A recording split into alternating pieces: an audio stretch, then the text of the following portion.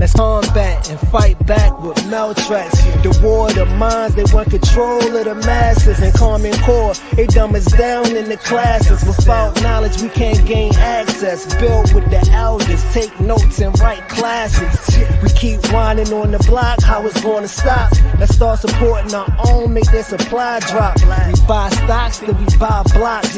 Cause we know the truth and we tuned in to Dr. Maat. Bibi Fahodie, Bibi Toomey, peace and love to the truth speakers and the truth seekers. Welcome to another Truth to Power Talk with your sister, Dr. Maat. Thank you for joining another powerful discussion. And tonight I have with me another powerful guest, but he is no stranger to the community. Lord Abba, peace to you, my king. How are you doing tonight, my brother? Peace. I'm doing great. How are you, sis?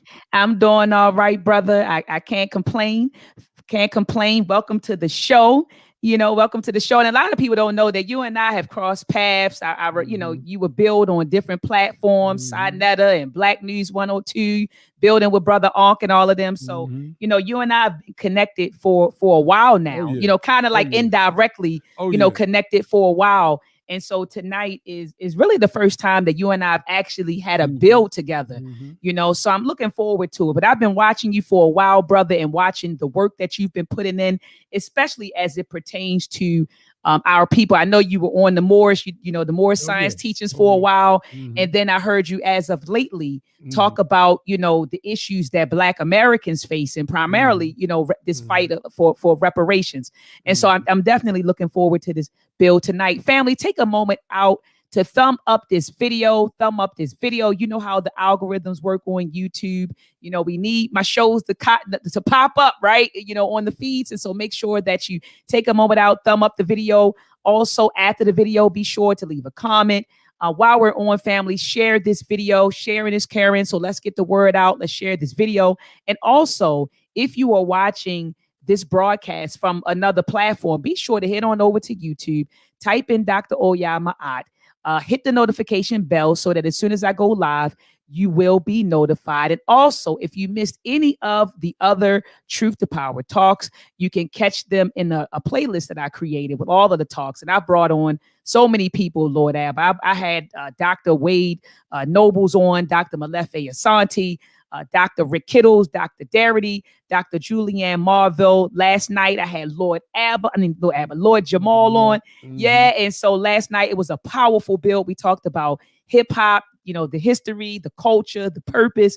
And so that was a really good build. So family, again, if you've missed any of my Truth to Power talks, be sure to check out the archives in the Truth to Power Talk playlist. So tonight, family, we will be talking about reparations. Can reparations be achieved with or without Pan-Africanism? Now, last Saturday, I brought on a good warrior, one of my comrades, brother OMOWALE Africa. I brought him on, and if you didn't catch that conversation, please be sure to catch that conversation as well. But he presented a strong case for why what I believe is a strong case, but Lord Abba said, nah, this is easy work for him tonight. And so what I perceived as a strong case for why Pan-Africanism is needed. And so tonight, Lord Abba is going to present his arguments for why we don't need Pan-Africanism to achieve reparations. So that's the topic tonight, family.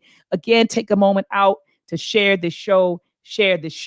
And so anyway, Lord Abba, before we jump into the topic, when you first logged on, or when I first logged on, I noticed your backdrop. And I said, oh my goodness, I see Frederick Douglass, in the back. And I'm just looking at all of the ancestors. I mean, I'm looking at everything that you have. I don't know the brother on the left or the right. Well, that's Hiram Revels. Well, Hiram Revels right here. Okay. Blanche Bruce. So, Blanche Bruce. These were senators out of Mississippi. And, these were our political giants back in the days. These are the guys that people like OMOWALE want us to somehow forget about and try to paint them as sellout boule Black folks without understanding the history of what they represent for us politically. This whole lithograph back here is a celebration of our freedom here in the United States of America. There are several lithographs dealing with the celebration of the 15th Amendment And in those lithographs, you see a lot of things happening, right? You see, like, for instance, you see the sister, I'm trying to get my finger right there in the cotton field, right? But she's not picking cotton for nobody. She's picking cotton for herself. Here you see a Union soldier. There, right here, you see a teacher. Over here, some type of lecture is going on. And the other lithographs basically show the same thing. We're so caught up in Africa, that we don't know what's going on here at home. And because of such, our freedom fighting efforts are convoluted and they become watered down by this Wakandan, what's the other one I call it? Wakanda and Zamunda style. Like, people are going to do what they do. They're going to teach what they teach.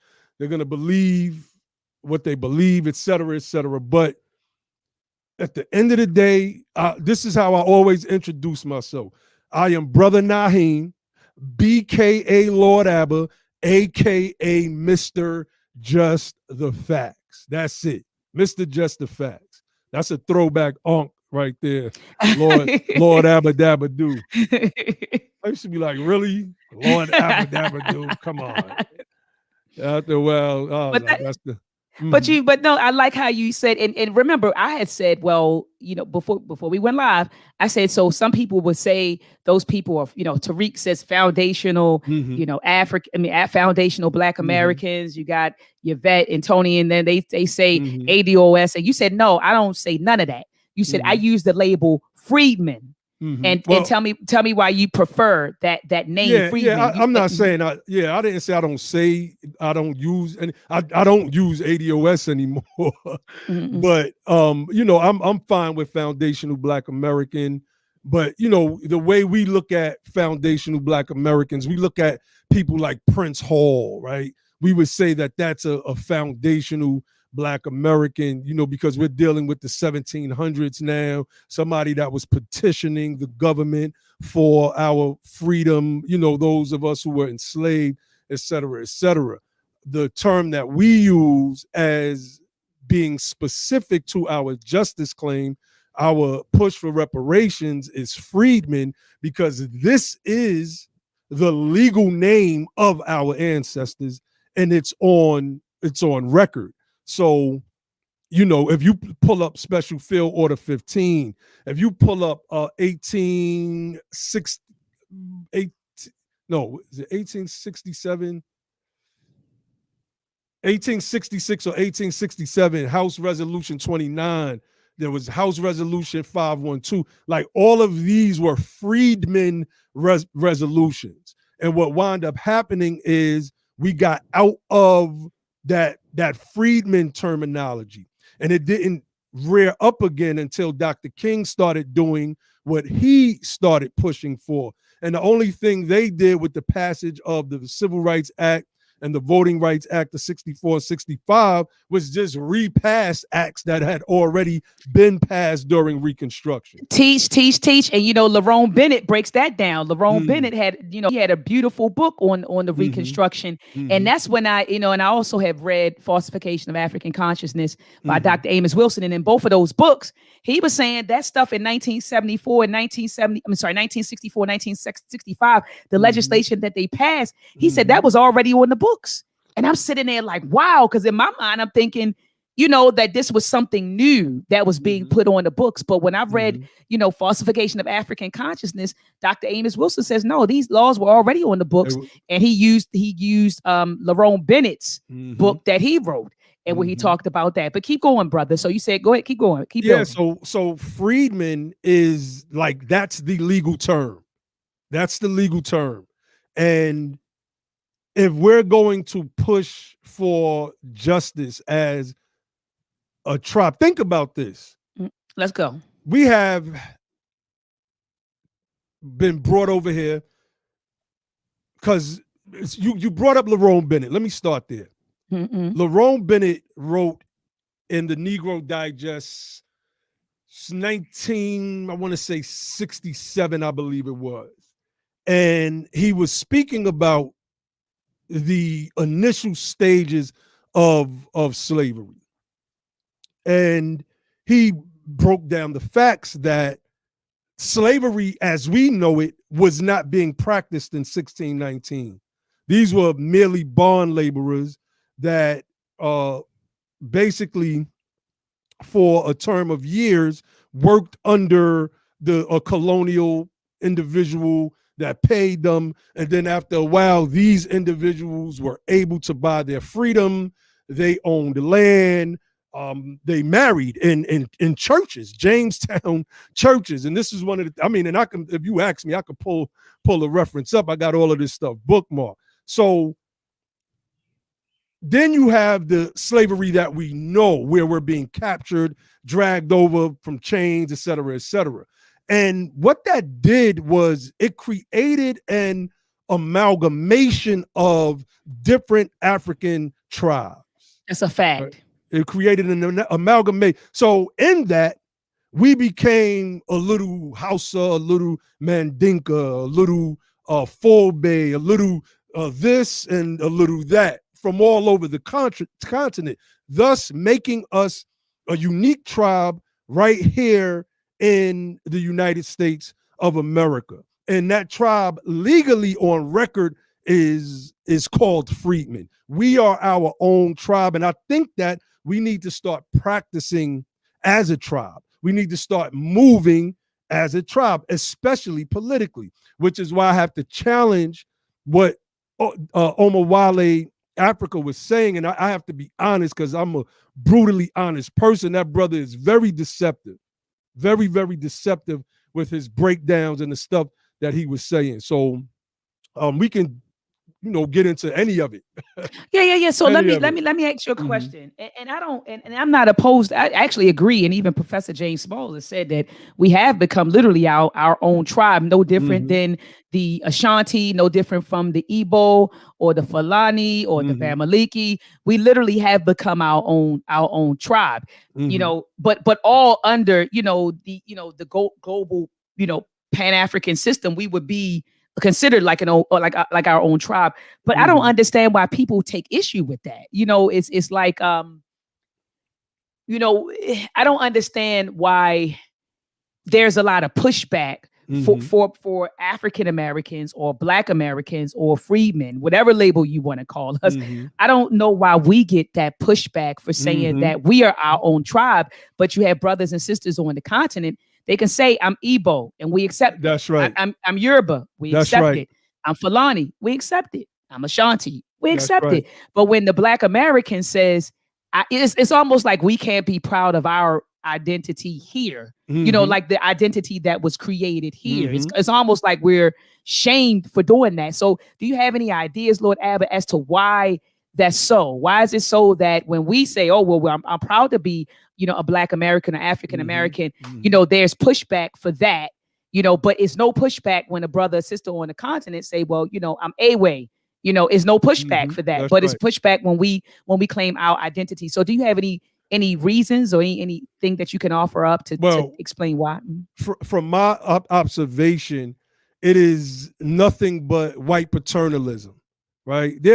I listened to OMOWALE speak about this acceptance that those of us that push for reparations, and I'm going to touch on that in a little while, we're trying to gain this acceptance from white folk. But when you look at African folks that come over here, number one, they have their own word for us that's akin to white folk. First, like what is paternalism, right? Paternalism is basically this idea that I can control another people. I can control the outcome of this people's plight, basically, right? Using it in the context that I'm using it. There's another term called helicopter parenting.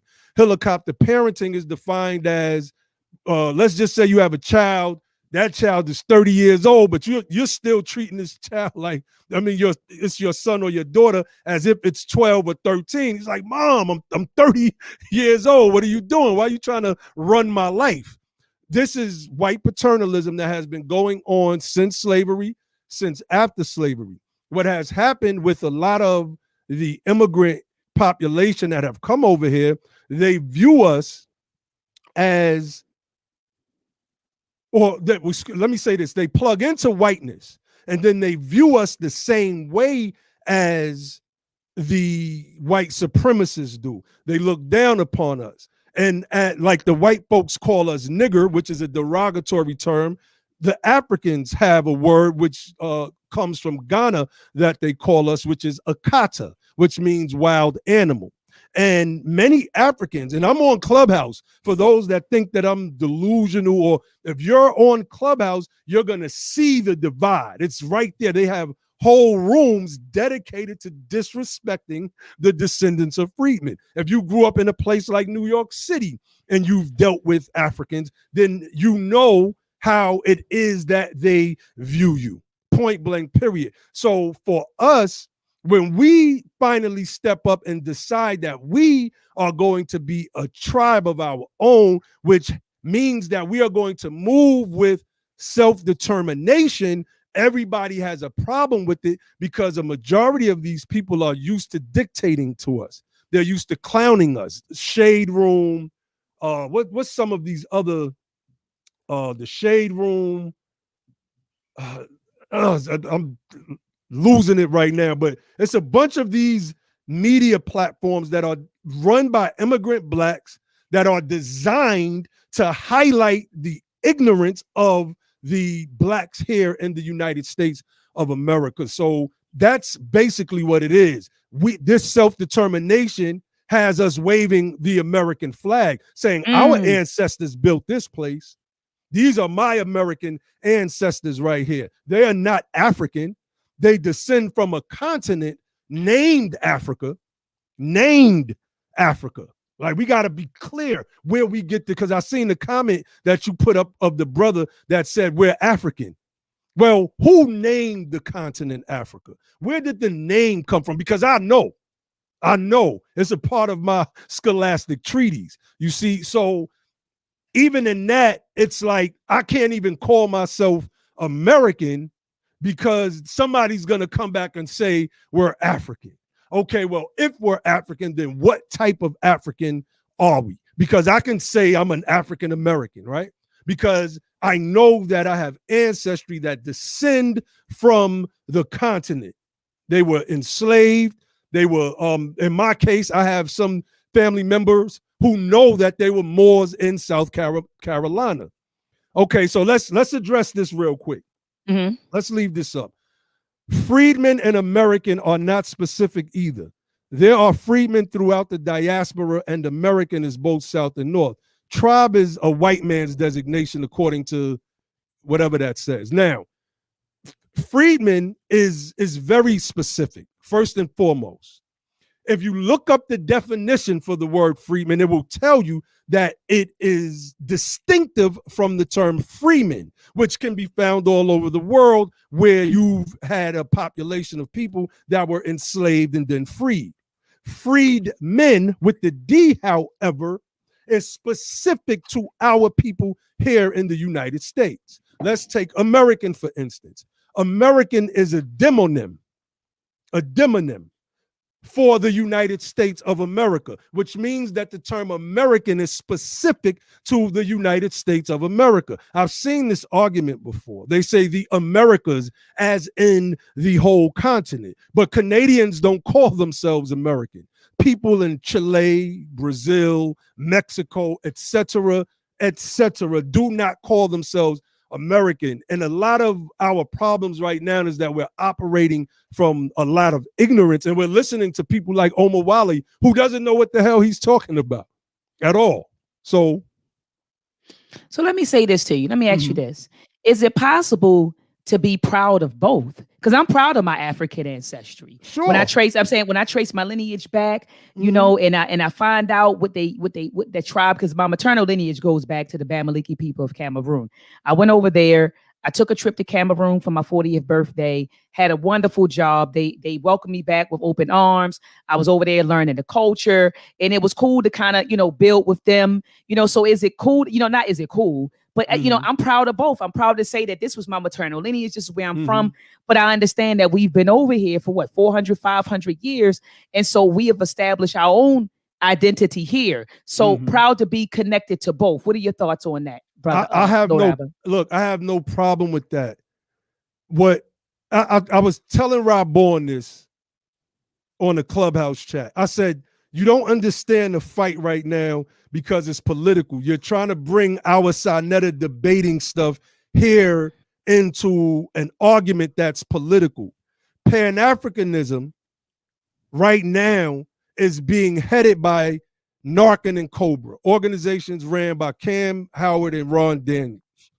They have proximity to what we call the Democratic buffer class, Roland Martin and Joy Reid, people that are mainstream media types. These people are in line with the Democratic Party. Sheila Jackson Lee sponsoring the HR 40 bill. That's weak. It's a weak bill, but it's what we have right now. So you have some family members that's pushing it. We are actually about to press Joe Biden to do an executive order. But let me get back to Pan-Africanism. OMOWALE made a bunch of claims. He talked about let me see if I could, because I want to tie this in. He talked about this inclusion that the group that was, calls itself ADOS, and we're Freedman, right? So we call ourselves Freedman, but we're basically all connected. We basically all have the same ideology and it's pushing for the same things politically. So OMOWALE's thing is that we are somehow trying to become white people. He said that in the interview with you. He said that we are basically trying. He said Yvette Carnell, and I don't rock with those people no more, but I'm not gonna just let nobody lie, because I've never heard her say that she was talking about making us white people. OMOWALE lied, and if you lie consistently, you're a liar, which is why he didn't want to have a face-to-face discussion with me. He'd rather have his separate conversation and then me come behind and do this. So when you have these groups and you're saying there's things wrong with HR 40, which was drafted up by the NARC and Cobra Pan-Africanists. We on our channel, Be the Power, last year did a breakdown on HR 40, which we believe helped to get a lot of that language changed. We exposed some things in that bill, for instance, about paydays, this high payday that these people that sit on this commission will get. When you look at Narcan and Cobra's platform, can you share my screen real quick? Yeah, go ahead. Hit share screen. On the bottom, you'll see share screen, and I'll put it up for you. Pull this up for me real quick. Let me know when it's up, because I'm not looking directly at it. Oh yeah, it's up. It's up. Okay, this is from the Congressional Black Caucus, right? And this is in line with Narcan and Cobra's push for HR 40. So this is a questionnaire. Demand Congress pass reparations for Black Americans. Sheila Jackson Lee has been consistent in saying, look, we're not only asking for cash reparations, or reparations is not this cash thing. Well, reparations is about closing the racial wealth gap. So this is a questionnaire that they put out. So if you scroll down to the questionnaire, let me see. Okay, it asks right here, which form of reparations are you most likely to support? Check all that apply. And they give you the options: free college, free housing, free healthcare, access to job opportunities, tax credits, grants, unsure, other. Nothing about direct payments. Nothing at all. So let me stop this. OMOWALE Africa says that we basically are going to beg the white man for the debt that's owed to us. Beg them. And that basically that the only way to get reparations is we have to somehow be patsies to white supremacy here in America. So I want to ask you a question, sister. Mm-hmm. Are you familiar with the Civil Liberties Act of 1988? No. A lot of people don't know it by this name, but what that act did was, it was based off the study that paid the Japanese Americans reparations. They had to get all the language right. It looks nothing like the HR, especially the original drafting of HR 40. Trash, absolutely trash. There was no specificity. With the Japanese Americans, there's specificity. You can't just say the descendants of Japan as it was, or how it's said in HR 40, descendants of Africa. I believe it was Cam Howard, after the last HR 40 hearing, they were on a live stream because they were gloating and chest bumping. And he said, I don't care if you just came over last week, you deserve a check.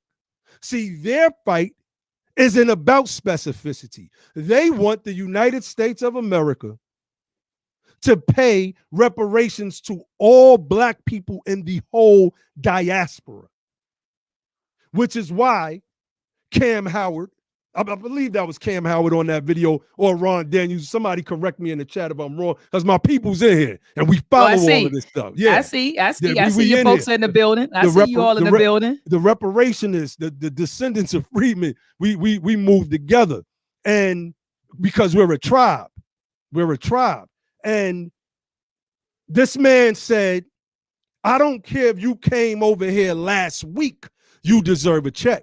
When you pull up CARICOM's reparations program, it speaks specifically to the Caribbean community.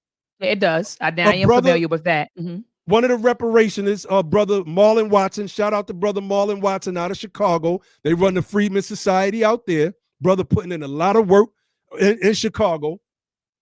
He emailed CARICOM and asked them about their reparations program and if it included Black Americans, and they said no. Like, clearly it wouldn't include us. So the thing with people like OMOWALE, okay, my brother Arthur Ward, shout out to the OG. He said, Ron Dan, you said that. You know, yeah, I'm gonna get to that too, brother Logic, about what OMOWALE said about our people should not vote, which means he is an enemy to the cause of uplifting our people, and that's a fact. So if this man is saying that, then there's no specificity. And you give the Republicans the out that they keep looking for when they say, who is it going to go to? Who is it going to go to? And now we as a tribe, we're not trying to impress white folk or be a part of whiteness. Or this is the lie that OMOWALE is saying, because there's a battle between the right, the Blacks on the right and Blacks on the left. And most of these people are immigrants. Can we share one more screen, sis? Please do. I want people to see this. I want to see the fight that we're having as a tribe by immigrant Blacks. Immigrant Blacks are the main ones that are trying to step on our reparations claim, and the white supremacists that are on both sides of the aisle, Democrats and Republicans, are using these people to say, look at these Black folks saying y'all don't need reparations, et cetera, et cetera. So let's play this real quick, sis. How can anyone deny these facts? Why is it immigrants are not stopping reparations? My ancestors come from the Caribbean, and there were slaves in the Caribbean, and we didn't qualify for the American reparations. Well, here's the challenge. There are so many difficulties with trying to enact reparations, in part because the question is who gets them. Potentially, I could fall into that category. I honestly have called a pipe dream in the past, and I think that's what it is. Well, it would be nice if there was an elegant, simple solution to all sorts of complicated problems. You're not actually talking about how to fix those problems if you're only talking about reparations. If we're only debating how we're going to parcel out responsibility for something that happened more than a century ago. And we're probably never going to do this. It's not clear to me why we're pursuing this thing. Is it fair there's no reparations, no restitution, nothing. Should the Irish get reparations, by the way? Irish need not apply signs when they came here during the progressive era. Sure. I mean, how far do we want to take this down? Are we acknowledging that there are ugly spots in history? Because 60% of the world would be entitled to slave reparations if you wanted to play that game. Well, here's a fact. Slavery ended 154 years ago. It's been a long, long time since we had slavery in this country. And you have people like my family. I'm Black, but my family came to the United States in 1962. My parents are from Costa Rica. Do I get a check? I did a couple of essay contests that I actually won. And I won like NAACP AXO award for this essay and something else. I can't remember another, like I ended up winning money. And the essay was, do you think Black people should get reparations? And I was like, no, you didn't work for it. Why are you so against reparations? Valerie, it's a matter of a waste of time. We've got so much to do. And yet you have people who invest so much energy and attention on what I consider to be a dead-end idea, a dead-end movement. If we were to pay reparations today, we would only divide the country further. We would insult many Black Americans by putting a price on the suffering of their ancestors. Immigrants are not stopping reparations. So see, I had to play that, sis. I had to play that because our people have, yeah, you got it. That's the book right there. You got it. This book, there's nothing in the arsenal of NARC and COBRA, OMOWALE Africa, et cetera, that speaks to reparations like this book right here. So when OMOWALE says what he said, he doesn't understand that he's a pawn. He's being used. This brother doesn't believe in voting. He said it. We watched the video of this brother talking about how we should never vote. If that's the case, then you could never be for reparations. How? They talk about the Republic of New Africa. Well, they say we're begging. We are begging. This is a debt that's owed us, but they tell us that we're begging. Then they talk about forming the Republic of New Africa out of, what is it, Georgia, South Carolina, Alabama, Mississippi, and I think Tennessee, right? I could be saying them, I could be off on one or two of them states, right? So how are you going to get that? How is the Republic of New Africa going to get these 5 states? What we propose instead is that, think about this, sis. Our people are from the South. That's right. They were forced to New York and Detroit and Chicago and St. Louis and California. 66% of our people still live in the South. 44% still live in the North. If just 22% of our people came back and inhabited 9 specific states, that's another. Get this book right here, sis. Okay, now I don't have that. I got to get that. Listen, the devil you know. The guy that wrote this book shocked me because he's one of them Black liberal guys that I be talking about. But then he wrote this book, and it is a strategy that we are adopting. Imagine this. Well, here's the reality. Jews get aid from the United States of America by the billions. By the billions, right? And that aid is to keep them as a dominant power, not as a dependent nation. They're the people in Africa. Let me pull up. I gotta share this.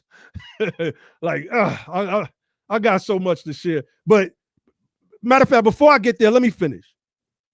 If just 700,000 of us moved to Mississippi, 700,000, and we came from Cali, the Midwest, Detroit, Chicago, and moved back home to Mississippi, we would control the whole state. We would elect our governor. We would elect our senators. We would control the state houses there. We would be in control of the state. See, because we would have a population monopoly if that was the case. That's exactly. Yeah. It would be based on singularity and not plurality. Every time we vote, it's based on plurality. We are always basically the tiebreaker, which is why they cater to us and then still give us nothing. Pan-Africanism has never, ever produced one tangible thing for our people in the United States of America. Not politically. Nothing that Dr. King did was based on Pan-Africanism. Callie House, who is the mother of reparations, not Audley Moore, Callie House, she didn't rely on Pan-Africanism. None of the Special Field Order 50, none of this stuff was done based on Pan-Africanism. So, but now we have an American strategy, a Pan-African American strategy that says, let's move from the North, let's get back into these southern states, take them over under, I say, our constitutional name. Freedman is our constitutional name. And I want to share something, sis. Please do. Let's share this.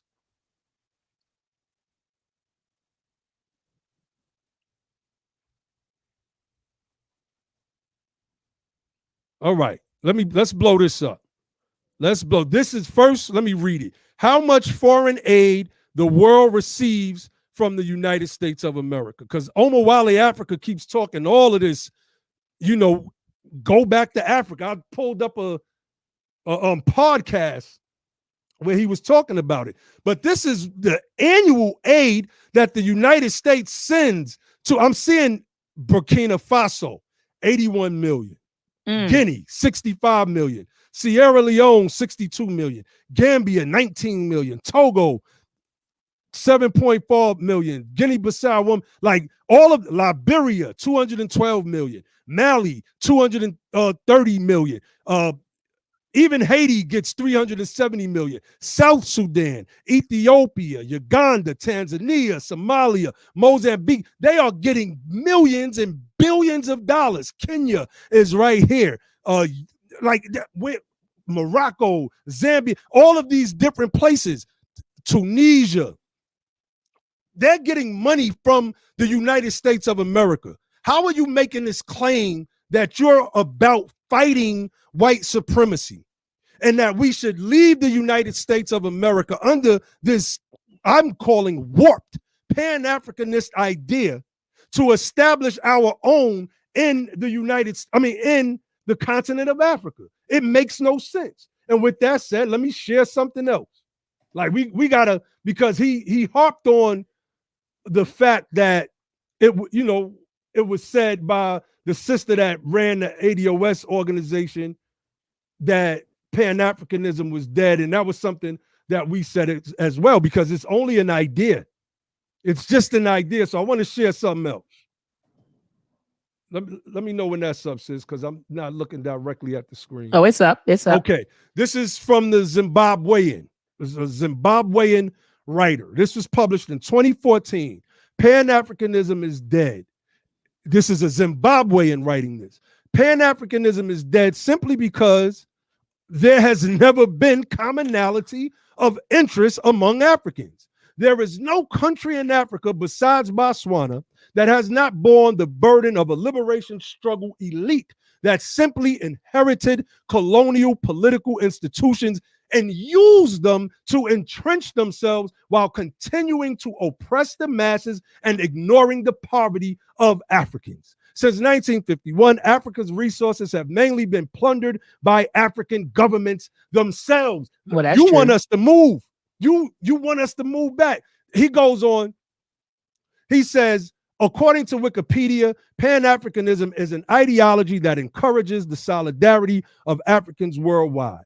It is based on the belief that unity is vital to, and this OMOWALE repeats this ad nauseum, that unity is vital to economic, social, and political progress and aims to unify and uplift people of African descent. The ideology asserts that the fate of all African peoples and countries are entwined. The writer goes on to say, what a fallacy.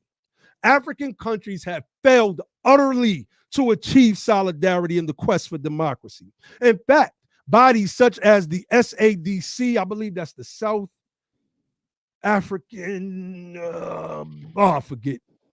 I'll look it up, brother. Why And the AU, the African Union, have become platforms for solidarity of dictators who are incapable of inspiring unity and develop. This guy goes in. Let me scroll back up so the people can see the Zimbabwean, right?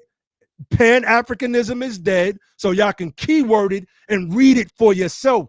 This thing that we're trying to push in the United States of America, it's fantastical. And I'm not saying that we shouldn't try to forge some unity with our brothers and sisters on the African coast. I'm not saying that, on the African continent, I'm not saying that at all. But it cannot be an ideology that we're using to replace civic engagement here in the United States. Guys, and Lord Abba, thank you for that, because that I was just getting ready to say.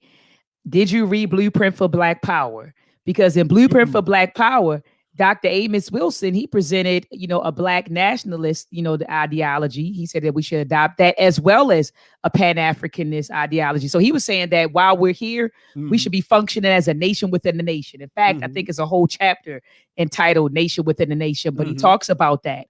But then he also talks about creating a global, political, social, and economical Pan-African system. So he advocated for both. He said, well, we're here, function like a nation within a nation, but then also lock arms with brothers and sisters, because racism and white supremacy is global. They have a global system. It's not just a national system. It's a global system. So he was saying, look, we need to function as a nation within a nation, as well as lock arms with our brothers and sisters in the diaspora to create a political, economical, and social a global system. So what are your thoughts on that, Lord Abba? Look, if there is an element of our people that want to do that, that's fine, right? Because we've all come up Afrocentric and Pan-Africanist. Many of us, that's why we find ourselves in the conscious community in the first place, right? But facts. There's growth. There is growth with ideology, and you have to dissect ideology. I was born a 5%er. And as I got older, I started to dissect it. I was like, nah, this is ahistorical. Let me look at the teachings of the Nation of Islam and see, because the teaching, that's ahistorical. Most of this stuff is ahistorical. Let me get into Nuwapu. This stuff is ahistorical. Noble Drew Ali came the closest, in my opinion, to dealing with historicity, right? Even the way he taught Islam. And we've never really had that conversation. And I heard what OMOWALE said about Islam and the slave trade when you asked him that question about what was the question you asked him? It was about something about the slave trade, and somehow he just straight shifted to about Africans selling other Africans. And I was talking about African people being complicit in the slave trade. And if time permitting, I'll get to that. But please do. My thing is that what does it produce? What has it produced for our people? So because if it's Pan-Africanism isn't a new idea, right? We can trace Pan-Africanism at least back to Wilmot Blyden, right? Who said he wanted to create this, he wanted to mimic Zionism, this Black Zionism all over the world. The problem was the Zionists are largely Jews, and their counterpart is largely Christians. And we're fighting each other about Islam because we don't have the history on that. But I'll touch on that briefly. So this is what I want to do. I would like to play from the elder John Henrik Clarke. It's about 1 minute long, I think. If you don't mind. No, please. Okay. I don't mind. Go in, teach. Miss Tiffany said before we do that, she said, I don't understand why the pressure isn't on Africa to unite. To unite from within, bring in the diaspora under the umbrella of Pan-Africanism. Or how in the heck should it be the BA leading, the Black American leading that, or the diaspora for that matter? That's what we've been saying. Miss Tiffany. Shout out to Miss Tiffany. I rock with Miss Tiffany. Yes, that's my girl right there. I was just on the phone with the elder, one of the elders that's in the chat, my brother Arthur Ward earlier. He was like, first they got to unite on the African continent. Then the Africans that's here have to unite with each other. They don't even rock with each other here. I'm on Clubhouse, sis. They have rooms, Somalians versus Nigerians. They call each other all types of crazy stuff. Wisdom Bars said Black Americans can't even come together. But you know what we do come together on, Wisdom Bars? When it's time to vote for them Democrats, right? We got some unity when it comes election time. Now we got to put our minds together and redirect that energy. And we can't have distractions like don't vote, which is what OMOWALE preaches, or we need to go back to Africa, escape hatch. My ancestors were freedom fighters. I know about Shaka Zulu, but do you know about Prince Rivers out of South Carolina? Them white men they were so impressed by this brother that they said if South Carolina ever had a king, Prince Rivers would be it. He would be it. That's who I'm cut from that cloth. My freedom fighters that never stopped fighting for our freedom here. What in the world am I talking about everybody else from the African continent for? I respect them for, the things that they did and their greatness, but we have greatness here. Come on. We have greatness here. But I want to play the wisdom of the elder, Dr. John Henrik Clarke, because in his A Great and Mighty Walk interview, he revealed something that I think a lot of people may have missed in Afrocentric and Pan-Africanist movements. Because I know I missed it. I watched that thing when it was aired live. What was that, 96 or 95? So let's play this. I watched it in the 2000s. I wasn't there yet. No, I feel you. Let me know when you're ready, sis. I'm ready. Go ahead, brother.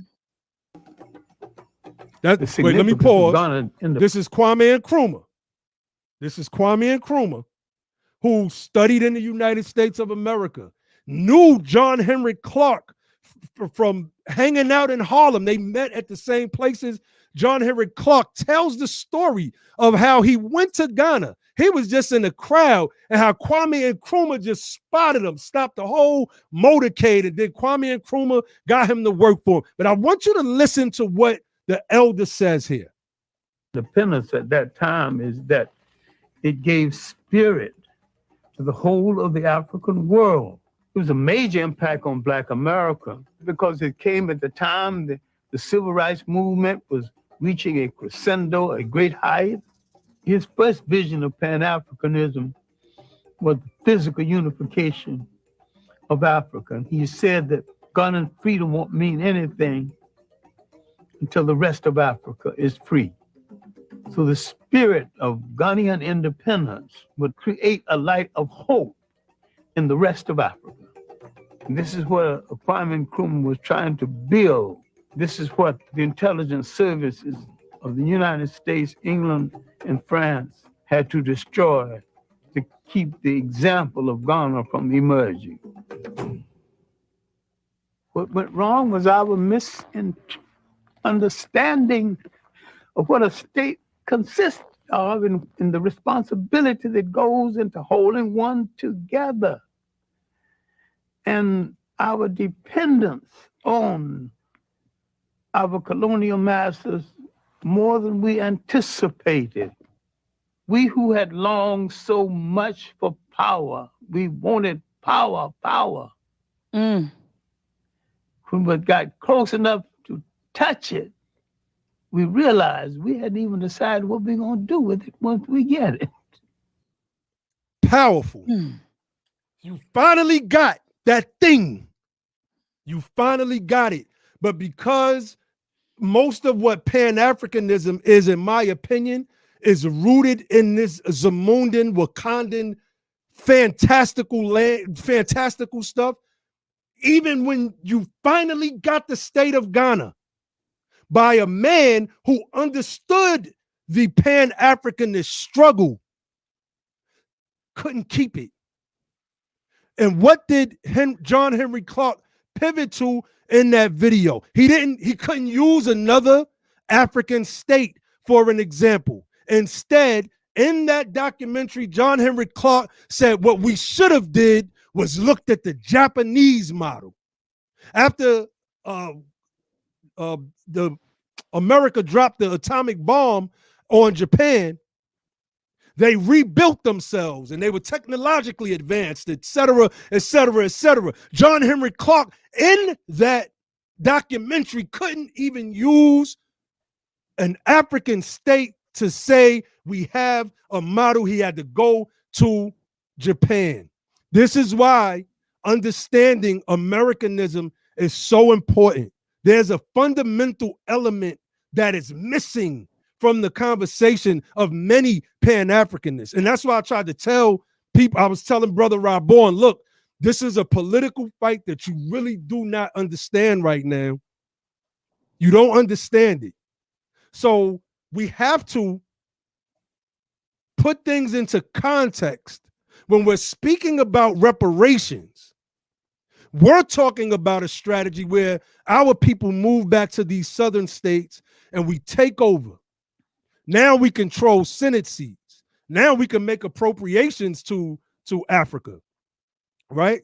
Okay, Asa Imhotep, that's one of my old adversaries, right? So let's see, let me read this. He says, I recommend the book Pan-Africanism, African Nationalism, Strengthening the Unity of Africa and Its Diasporas, 2012, B.F. Benke and K. M. Chombu. You'll learn what Pan-Africanism has done and is doing. Okay. New York, Baltimore. You from Baltimore, right, sis? Oh yeah, hands down. I can hear it in your accent. I never really knew if you was, but we got distinct, right here in America. We have distinct. That's right.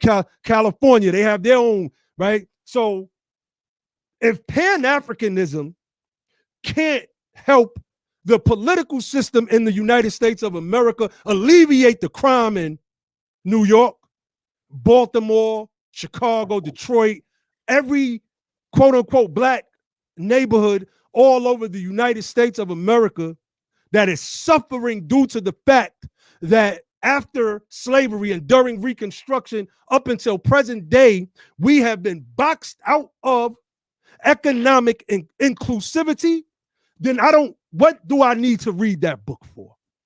How does it help me politically put myself in the place to whereas it is an uplifting tool for my people? This is the book I need right here, From Here to Equality. Reparations for Black Americans in the 21st, because reparations means justice. So Pan-Africanism may be an ideal, and many of us come up as Pan-Africanists. What I'm saying is that it's an ideology that I believe that has outlived its course. Miss Tiffany said it best. They're not united on the continent. They're not united here. They call us Akata. Their parents tell them, don't deal with the American blacks, especially the men. Their parents tell them this. What is this Pan-Africanism thing then? Where can I find the model of it at? Where can I find a working operation of Pan-Africanism? Don't tell me to read a book. Show me it in function, and then show me how one cog moves another cog, which moves another cog, and this system from the African continent to the United States of America, down into South Africa, into Canada, wherever we are, India, etc., that this machine that is Pan-Africanism is moving one cog, moving the other, and it is producing results enough that I should somehow adopt it into my fight for reparations. We can pull Asa Imhotep up, and let's see if he can produce that. We can pull any of them up, and let's see if they could produce it. I think what I'll do is bring Asar on the show to talk about what has Pan-Africanism done. What has Pan-Africanism done for Black Americans? Brother Asar, you in the building. Let me know if you up for it, Brother Asar. Holla back in the chat. Let me know if you up for it. But please continue, Lord Abba. Yeah, definitely. So I see a comment. Chris Johnson said the Japanese had the help of an American statistician named W. Edwards Deming. They also maintain cultural cohesiveness, right? And that comment is, you got to think, right? Why are we fighting for reparations? Because we're destitute, we're broke, we're at the bottom as a people collectively. Let me pull up this graph. I want people to understand what it is that we're fighting for. All right, hold on. All right, look at this pie chart. The blue, that sea of blue, represents white wealth. And my brother George, BTP George, shout out to my bro. He put this chart together by crunching the wealth data. I forget which years he crunched. He's in the chat. He probably could put that in there, right? That sea of blue is white wealth. White wealth. $100 trillion. $100 trillion. So white Americans control 96% of the wealth and are only 64% of the population. Black Americans are 13% of the population and control, 2% of the wealth. That red sliver you see is Black American wealth. We've been here from day one. The green that you see is the wealth of everybody else. We outnumber all of those people ethnically. Ethnically, African Americans are the largest group in the United States of America. When you get into the false construct of race, we're not. We're the third largest behind whites and Hispanics. The only group larger than African Americans, those of us who are the descendants of Freedman, is German Americans. And that's it. And some of my bros, they dispute that as well because of what they call double dipping. But anyway, how is it that our worth is a sliver? We're 13% of the population, and we only control 2%, 3% of the wealth? We've been here since day one. So when John Henrik Clarke spoke about depending on colonial, et cetera, at the end of the day, they weren't equipped enough to utilize the resources, right? There was no other countries to come in, and which is why John Henrik Clarke had to speak about what the Japanese did. Like, we have to be realistic here. And if the brother OMOWALE, the brother put up some in his battle with my brother Logic. Shout out to my brother Logic. Shout out to my brother Ali. Put up these images of me and a baby carrier and Yvette Carnell carrying me around like a baby. So it should be all fair when I call this guy a coward, because that's exactly what he is. Because I didn't know the debate got like to that degree, Lord. Well, look, I didn't know it was like that. Well, let me give a brief. Okay, real quick. The debate was centered around can we receive reparations around Pan-Africanism? Right. OMOWALE did a whole presentation. He never proved this point. Showing a picture of Dr. King with an African statesman, it doesn't mean that Dr. King was a Pan-African. That doesn't even make no sense. That's like you took a picture with some white person and now you're Pan-European. Like, what does that even mean? His whole presentation was put together by a person, I believe, named Jam Iwuya, Jessica Ann Mitchell. She's a hater of Freedman. She rolls with that democratic shill, Pan-Africanist, go along, get along gang, who controls the strings of many Pan-Africanists who fight against those of us, whether we call ourselves Freedmen, ADOS, FBA, Black First. They're the main ones fighting against us because we're pushing for specificity. So what OMOWALE does is he never provides the proof. When he comes on your show, what does he say? Hold on, because I got it. He talked about this inclusion and let me, because I got a screenshot.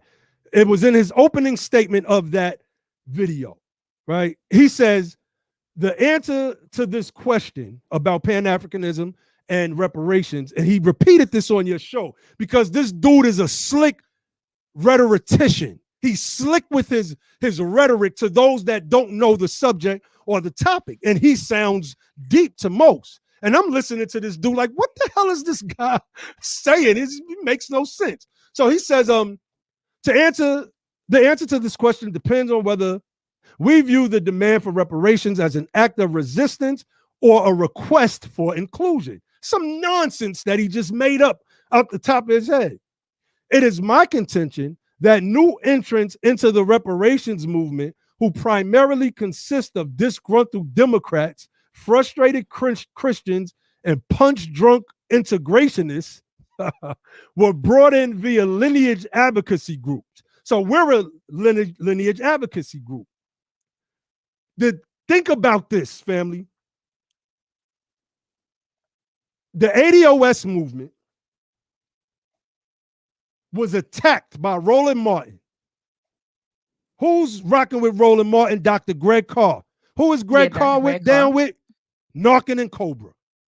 Attacked by Joy-Ann Reid. Who does Joy-Ann Reid bring on her show on MSNBC to call us Russian bots?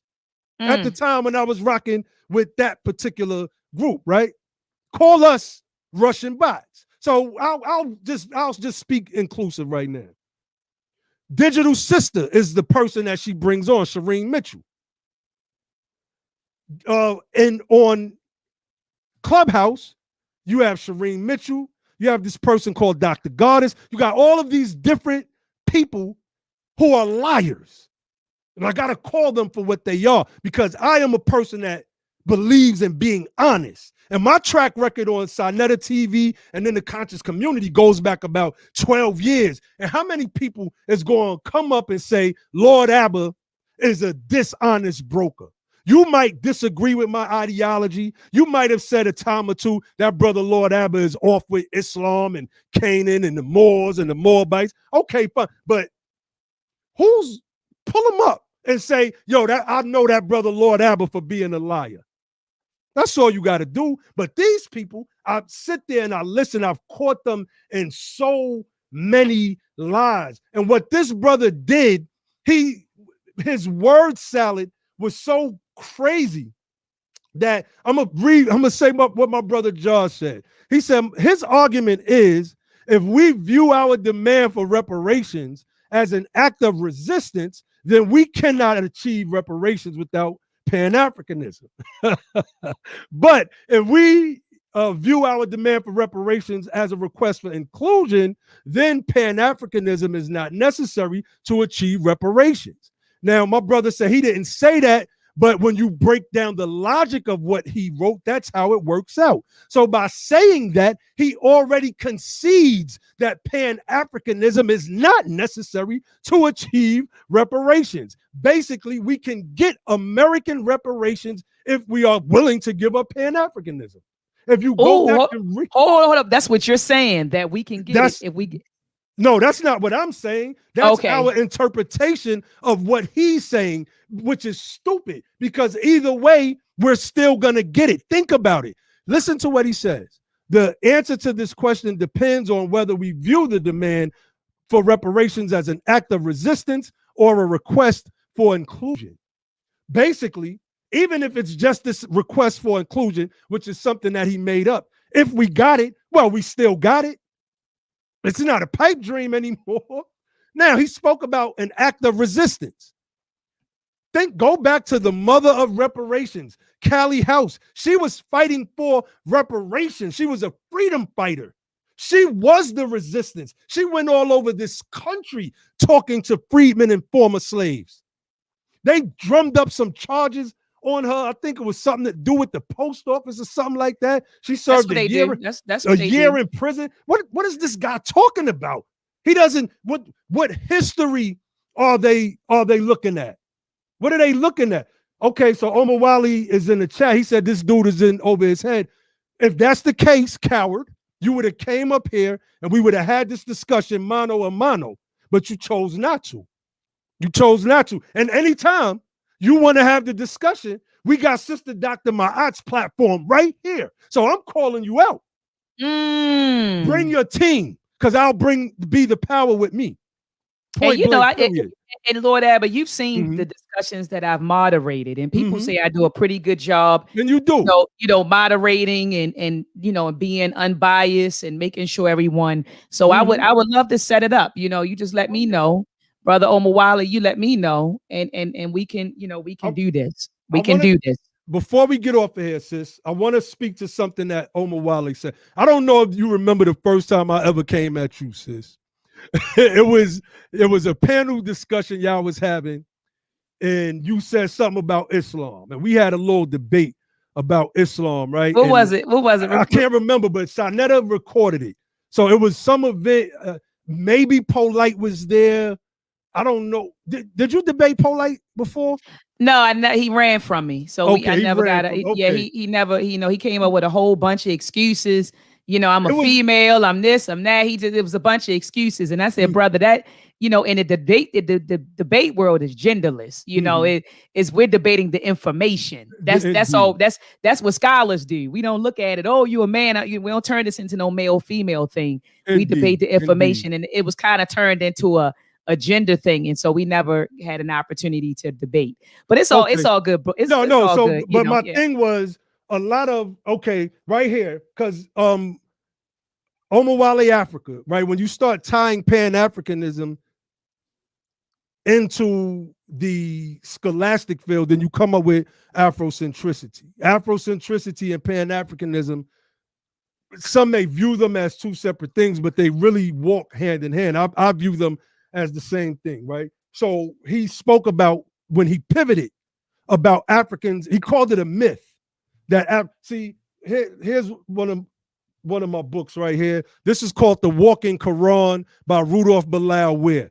Like, if you haven't read this book, you're not even qualified to have a debate with me on Africa. This is a scholar from out of the University of Michigan that spent years, I don't know if y'all can see that spent years in West Africa doing firsthand studying the records that were written contemporaneously, speaking with the griots there about the history of what happened. And in this book, he speaks about the West African slave trade, and he debunks the myth that Islam is somehow coterminous with slavery, that within the doctrine of Islam, right? Because I have my Quran right here. I keep it close for the people, because people don't know nothing about Islam. Sheikh Antediah, what's up? Lord Abba. What's up? Look, Brother OMOWALE said, send me the link. Send him the link. Oh, Lord, I can't be on here tonight with you all for 2 Okay, so you want to set up something else? I mean, let's do this, Brother OMOWALE. Let's do this. Where's Brother OMOWALE? Okay, I'm looking at him now. He's in the chat. So Brother OMOWALE, let's do this. Because I don't think it would be fair, because he had an interview, right, for an hour. You had an interview, so then we bring it. Look, let's keep it let's keep it balanced. No doubt, and let's keep it equal. And so he said he said it ain't gonna be long. No, so it's up to you, Lord Abba. Do you want to do it? No. If it's not gonna be long, no. This is what we can do though. How about we just set up something next Saturday where we're just on a panel? Don't just bring him on. Bring on Asa Imhotep as well. Bring on them, and I'm just gonna bring my team on, and we could just have a roundabout discussion. There it is, brother Saw. He's in the building. That's right. And Brother OMOWALE, Brother OMOWALE, what do you say? Someone said, "Look, Nana said, oh, Doc." Oh no, everybody knows Lord Abba don't duck no smoke. Everybody knows that. He said, I'm good, bro. He said, I'm good. So Brother OMOWALE, we're not in the same bracket. Okay, so let's do this, sis. But before we get up out of here, this is Sheikh Antediah, right? He's an elder, right? Colonial Black Africa, right? And he really destroys on page 102, right? This idea. Matter of fact, he starts on page 101. I want to do this real quick. He says, much has been made of Arab invasion of Africa. They occurred in the north, right? Now, if you understand North Africa, you're dealing with a mixed Roman and Moorish or Berber people in North Africa. So these are like some light-skinned people that are up there who look like your Moroccans today. So the Arabs go there and conquer, right? So Sheikh Anta Diop continues, but in Black Africa, they are figments of the imagination. I have so many sources. Like I can go there with this American history, Pan-Africanist history, this Islamic history. He says, while the Arabs did conquer North Africa by force of arms, they quite peaceably entered Black Africa. The desert always served as a protective shield from the time of the initial Umayyad setbacks in the 8th century. No Arab army ever crossed the Sahara in an attempt to conquer Africa, except for the Moroccan War of the 16th century. And he got that wrong because Morocco never tried to conquer the Mali and Timbuktu. The reverse happened. And I have all the records on that because I had to bury Sanjetti with that like years ago. I got all the history on all of this stuff. So let me see. He says, during the period of our study, from the 3rd to the 17th centuries, not one conquest was ever launched by way of the Nile. That of the Sudan, accomplished with the help of England, came only in the 19th century. Nor was there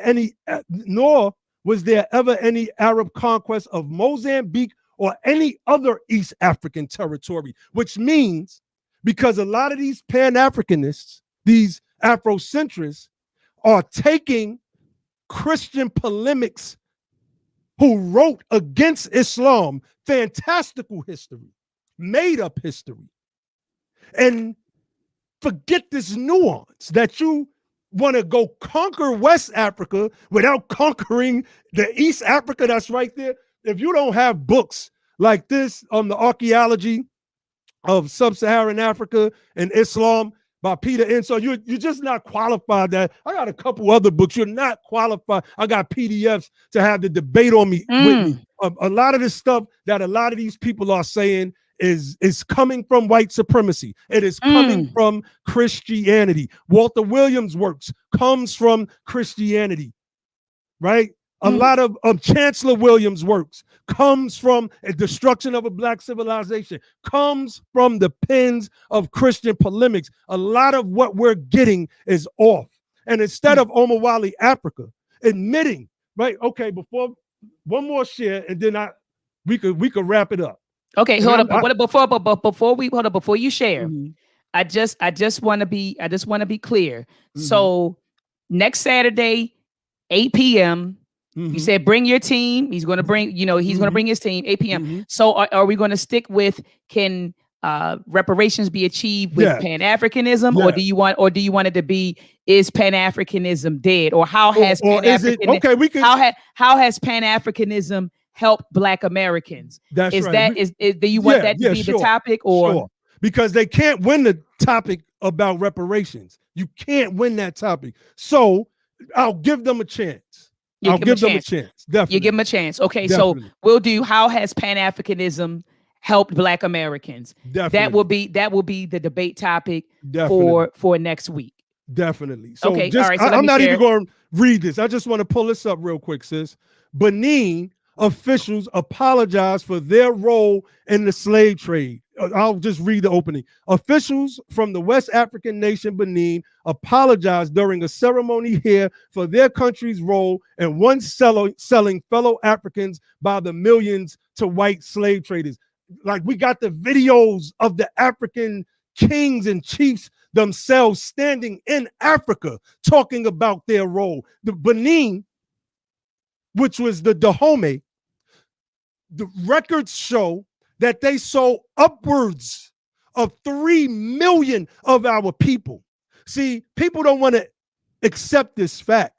They want to paint us as a bunch of weaklings, that somehow these whites, these Europeans, these devils, or whatever you want to call them, came on the continent of Africa and started casting their nets and then dragging our people onto ship. No, that is not how it happened. And when you asked OMOWALE the question, he couldn't answer. He pivoted and started talking about some Arab slave trade. He pivoted. So we can bring all of that up next week. I got too many resources. I have too many of them. Yeah, so your brother in the chat, let me go back up to what he was saying. Mr. Ali Bey, he said, let's keep it with reparations, but we can tie all of this stuff in. So it could be, can reparations be achieved, with or without, with without Pan-Africanism. But then again, like you say, we can bring all of this stuff up, the slave trade. What have they done? We can bring all of that in with it. What do you think about that, Lord Abba? I mean, yeah, we can, because it's gonna eventually go there anyway, right? So we're gonna that's what I think. Okay, we'll stick to the theme of reparations, being that that's OMOWALE's argument that he never made. He hadn't provided one thing, not one thing to prove his point. Not one. I got another article right here. We ain't even got to pull it up. Ghana apologizes for its role in the slave trade. This was in 2006. Country's 50th anniversary includes tourism campaign. And when they start doing the door of no return or something like that, and then you peel back the layers on that whole thing was nothing but a scam. Look, family, we are the descendants of Freedman. We are our own tribe. I'm not telling anybody to chuck their Africanness. I'm just saying that we need to get more into our Americanness. We built this country. We are citizens here. I don't know no aunties, uncles, cousins, or nobody on the continent of Africa. But I know my aunties and cousins and uncles in New York and Washington, D.C. and in South Carolina. I know them. I know them. I don't know nobody on the continent. We are a new tribe of people, and we have to start operating as a tribe of people. We have to focus on American politics, because I'm going to say, in my opinion, Pan-Africanism hasn't gotten us as Black Americans anywhere. You know what? And that's what we'll do. Someone said 3 topics. So we could do, can reparations be achieved without Pan-Africanism? What has Pan-Africanism, how has Pan-Africanism benefited Black Americans? And then we can get into the 3rd topic, which is centered around the transatlantic slave trade or something like that. Yeah. Let's do it. Let's do it. Let's do it. Let's do it. So I just want to make sure I want to tie it home. I want to bring it in. So you're saying, Lord Abba, that look, that reparations cannot be achieved. No. Reparations cannot be achieved with Pan-Africanism, because you're saying that that's an ideology that has never benefited Black people. Look, Black Americans. I don't want to say never, because there was a time that you had Pan-Africanists in the early 1700s and 1800s that did some things. They were connected to Africa in some type. So I won't say never, right? But when we're dealing with the plight of our people as a collective here in the United States of America, if what I'm saying is wrong, then you have scholars in your chat. I respect Asa Imhotep as a scholar. We disagree. We've had a lot of disagreements over the years, but I mean, bring them up and just simply bring OMOWALE up. Now he's talking about he won't be there because he wants to come. He said he won't be there. He want to rain on my parade, and everybody's saying, let's just chill, just wait the next week. So why can't we just do? It'll give you enough time to bolster your case if what you're saying is true. That's all. Well, brother saw Imhotep. He said he definitely in the building. So he said he'll be there. Beautiful. Yeah, he said he'll be there next week. Definitely. We need that. We need these discussions because we need to understand what our weaknesses are moving forward. Period. Excellent. I didn't see the comment in the building, but people putting the running emoji. So I didn't see his comment. I didn't see his comment. All good. I thought he said he would be there, but we'll figure it out. We'll figure it out. Man, he said, you seen that? He said, I just canceled my wedding to be on the panel. Okay, Asa, come get this smoke. Let's do it. You know how I give it up. We ain't never ever duck no smoke ever. Let's do it. Well, let me drop a bomb for you, brother Lord Abba.